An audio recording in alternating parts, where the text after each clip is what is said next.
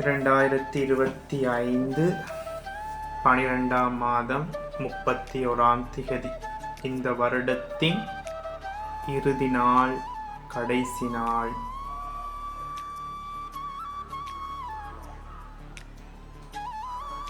நாளை 2026ஆம் ஆண்டை வரவேற்க தயாராக இருக்கிறோம். ஒரு பக்கம் இந்த வருடம் எங்களுக்கு நிறைய சந்தோஷமான அனுபவங்களை தந்திருக்கிறது. இன்னொரு பக்கம் இந்த வருடம் எங்களுக்கு நிறைய கவலையான, துன்பமான, வேதனையான நிகழ்வுகளை தந்திருக்கிறது. ஓகே, 2026ஆம் ஆண்டு நாளை நாங்கள் வரவேற்க தயாராக இருக்கிறோம். 2025 சில படிப்பினைகளை எமக்கு தந்துவிட்டு செல்வதற்கு தயாராக இருக்கிறது. 2026ஆம் ஆண்டு எங்களுக்கு சில படிப்பினைகளை தருவதற்கும் தயாராக இருக்கிறது. இன்பமும் துன்பமும் வாழ்க்கை எனும் சக்கரத்தின் இரு பகுதிகள். இது ரெண்டும் சுழலும். அது எந்த வருடம் வந்தாலும் சரி. ஆகவே இதில் ஆக முக்கியமான ஒரு விடயத்தை நாங்கள் கவனத்தில் கொள்ளணும். என்னென்னு சொன்னால், 2025 நாங்கள் விட்ட சில தவறுகளால் பல வேதனைகள் அடைந்திருப்போம்.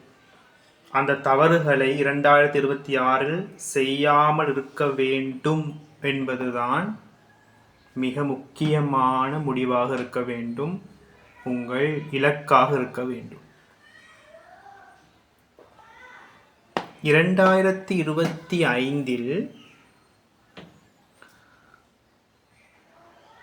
நாங்கள் சில நல்ல விடயங்களை செய்வதற்கு தவறிருப்போம். சந்தர்ப்பம் கிடைத்தும் செய்யாமல் இருந்திருப்போம். அதனை 2026 நாங்கள் செய்வதற்கு அதற்கான ஒரு இலக்கையும் வகுத்து கொள்ள வேண்டும்.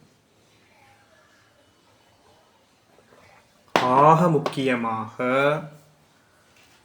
2 விடயங்களை எங்கள் மனதில் நிலைநிறுத்த வேண்டும். ஒன்று முயற்சி, இன்னொன்று ஏற்றுக்கொள்ளுதல். எமது இலக்கை நோக்கி, எமது வாழ்க்கையின் குறிக்கோளை நோக்கி நாங்கள் செல்வதற்கான எல்லா முயற்சிகளையும் எடுக்க வேண்டும். அது முயற்சி. நல்லதை செய்தலும் ஒரு முயற்சி, தீயவற்றை விடுதலும் ஒரு முயற்சி. ஸ்கில், எங்களுக்கான திறமைகளை வளர்த்து கொள்ளுதல் ஒரு முயற்சி. எங்கள்கிட்ட இருக்கக்கூடிய வீக், அதைகளை விடுறதும் ஒரு முயற்சி. அதே நேரம் அடுத்த வருடம் 2026 நிறைய விடயங்கள் எங்களோட கண்ட்ரோலில் இல்லாமையும் நடக்கும். எங்களை தாண்டி சில விடயங்கள் நடக்கும். அதை ஏற்றுக்கொள்கிற மனப்பான்மையும் எங்கள்கிட்ட இருக்க வேண்டும். 2025 2024 முடியக்கொள்ள 25 நாங்கள் எங்களோட லைஃப்பில், எங்களை சுற்றிக்கிறவங்களோட லைஃப்பில் இதெல்லாம் நடக்கும் நாங்கள் நினச்சி பார்த்திக்க மாட்டோம். ஆனால் நிறைய விடயங்கள்லேருந்து இருக்கிறோம். அதெல்லாம் எங்களோட கண்ட்ரோல் இல்லை. அதெல்லாம் இறைவனுடைய நாட்டம், இந்த இயற்கையின் நியதி. இதே போல் 2026ஆம் ஆண்டும் நடைபெறும். நிறைய இழப்புக்களை நாங்கள் சந்திக்க வேண்டி வரலாம், வேதனைகளை சந்திக்க வேண்டி வரலாம். சந்தோஷமான விடயங்களும் நடக்கும், துன்பமான விடயங்களும் நடக்கும்.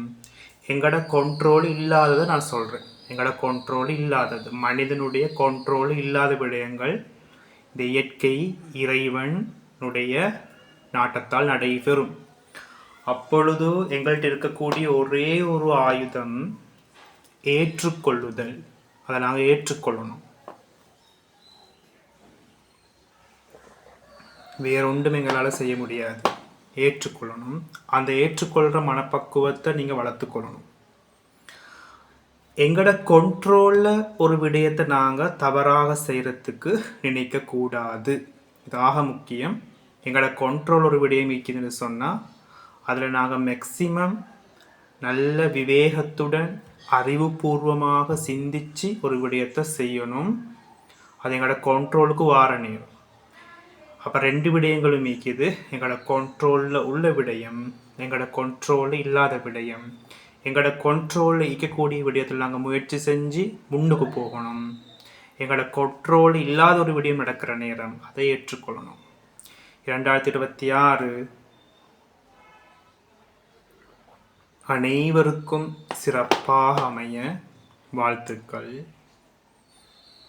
இறைவன் அனைவருடைய வாழ்விலும் மகிழ்ச்சியையும் சந்தோஷத்தையும் துன்பங்களை ஏற்றுக்கொள்ளக்கூடிய தன்மையையும் துன்பங்களை வெல்லக்கூடிய தன்மையையும் இறைவன் அனைவருடைய வாழ்க்கையிலும் வழங்குவானாக. ஓகே, 2026 சந்திப்போம்.